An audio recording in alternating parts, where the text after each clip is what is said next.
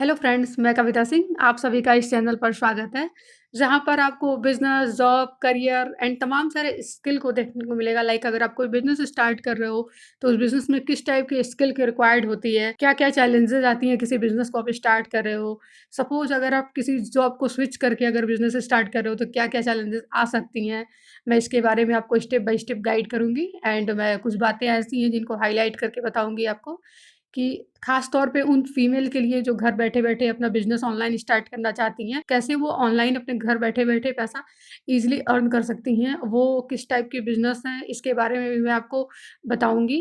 And job की बात करूँ तो मुझे भी जॉब का कुछ दिन का एक्सपीरियंस है, बट मैं जब जॉब करती थी तो मुझे लगता था कि जॉब मेरे लिए नहीं बना है, क्योंकि या तो मैं जॉब के लिए नहीं बनी हूँ, क्योंकि मुझे जो वर्किंग टाइम था एंड जो सैलरी था, ये सब चीज़ मुझे बिल्कुल समझ में नहीं आता था कि मैं जब भी जॉब जाती थी तो जाने के पहले मैं सोचती थी कि आज 4:30 पे निकल लें क्या?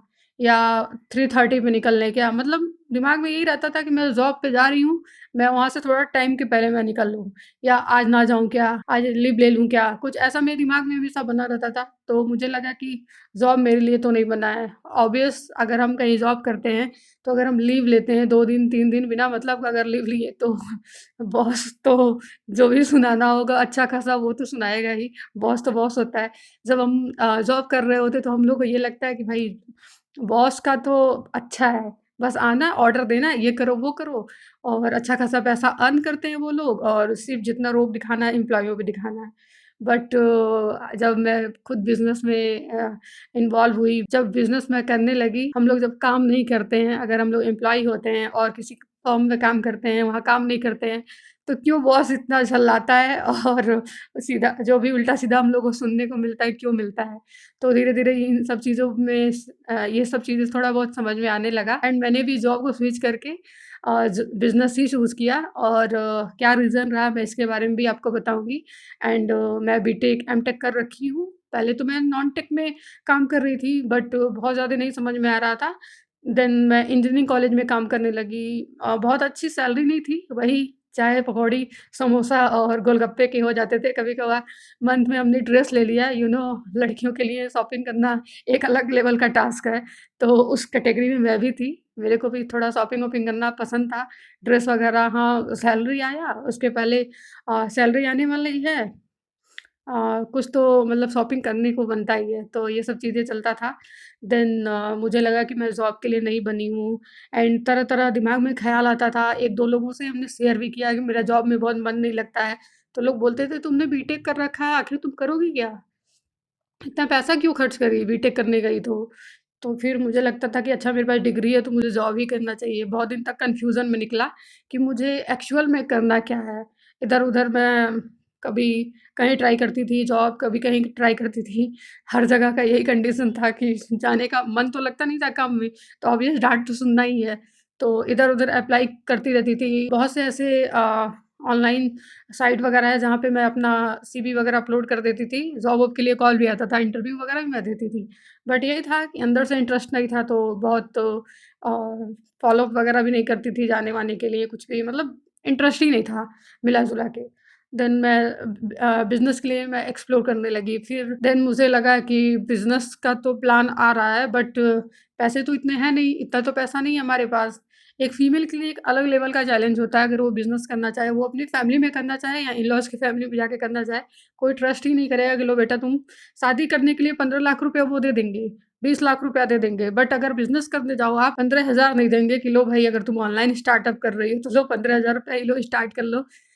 होंगे कुछ लोग जो लोग करवाते होंगे बट 95% तो ऐसा ही है कि वो लोगों को अपनी लड़की को या अपनी बहू को पैसा नहीं देंगे कि लो बिज़नेस तुम करो या कुछ एक्सप्लोर करो। उन लोगों को बस ये होता है कि ठीक-ठाक डिग्री दे देना है, शादी-वादी किसी तरह से हो गया, अगर उस बीच में अगर हम लोग की ढंग की जॉब लग जाती है तो बेहतर है, अदरवाइज़ तो शादी हो ही जाना है, ठीक-ठाक क्वालिफ़िकेशन है तो। तो हम लोग का माइंडसेट ऐसा बन गया है कि अगर मैं बीटेक कर रखी हूँ, एमटेक कर रखी हूँ, तो मैं कुछ टेक्निकल ही काम कर सकती हूँ या मुझे जॉब ही करना है।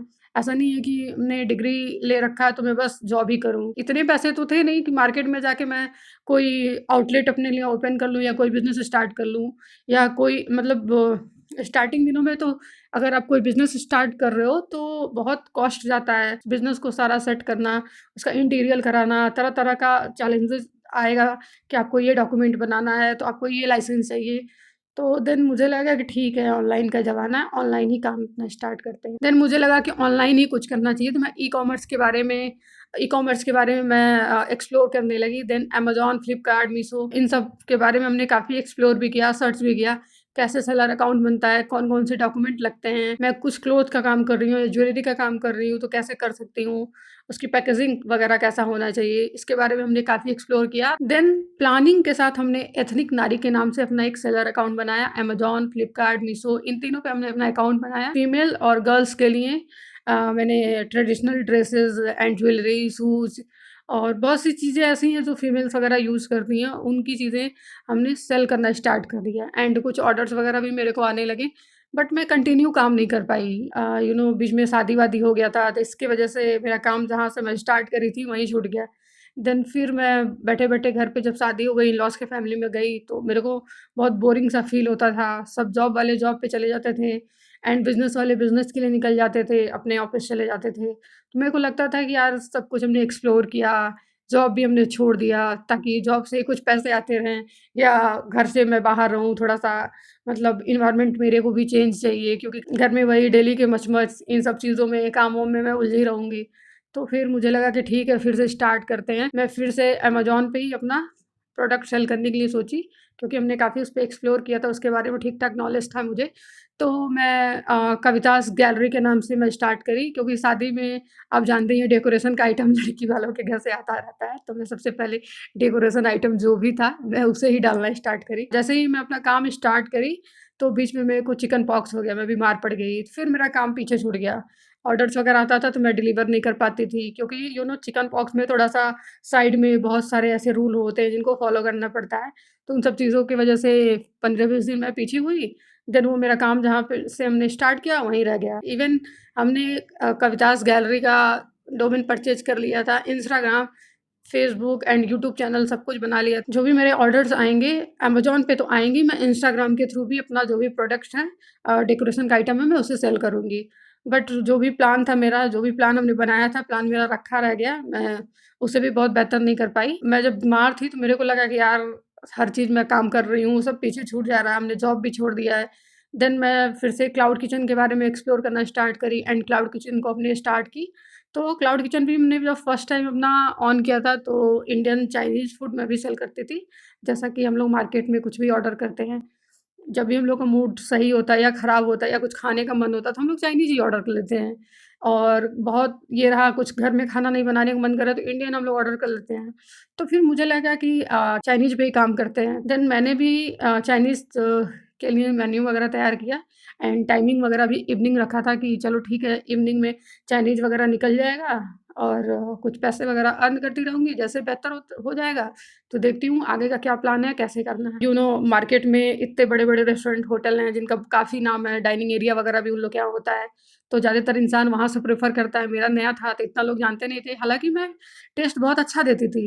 अ, ऑर्डर्स बहुत ज़्यादा स्टार्टिंग दिनों में नहीं आता था, बट मुझे भी था कि यार ऑर्डर नहीं आ रहा है, डेली चाइनीज़ आइटम को पूरा प्रिपेयर करना, मटीरियल रखना फ्रिज में, देन घर में यूज़ करना, देन उसे फेंकना, बहुत अजीब-सा लगता था। फिर मुझे लगा कि कुछ थीम बेस्ड करना चाहिए, क्लाउड किचन में ही काम करूँगी, थीम बेस्ड काम करूँगी। देन मैं हेल्दी लाइफ़स्टाइल के नाम से अपना एक क्लाउड किचन स्टार्ट किया हमने और आज की डेट में मैं हेल्दी लाइफ़स्टाइल से अपना क्लाउड किचन स्टार्ट कर ली हूँ। उसपे ऑर्डर्स वगैरह अच्छे खासे आते हैं एंड ठीक-ठाक रेवेन्यू मैं जनरेट भी करती हूँ।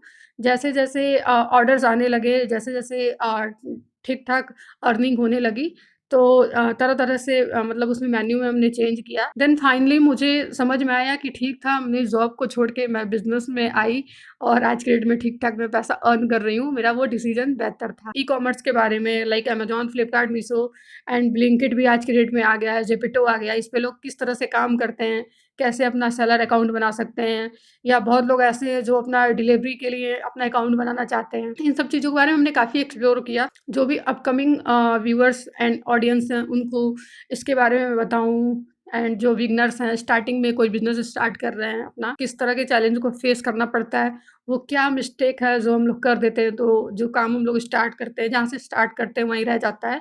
इसके बारे में मैं स्टेप बाय स्टेप बताऊँगी आपको कि कैसे आप किसी बिज़नेस को स्टार्ट कर रहे हैं, तो उसमें उस बिज़नेस के लिए कौन-कौन से डॉक्यूमेंट चाहिए, कौन-कौन से लाइसेंस चाहिए एंड आप किस बात का ध्यान रखेंगे कोई भी बिज़नेस को स्टार्ट करने के पहले।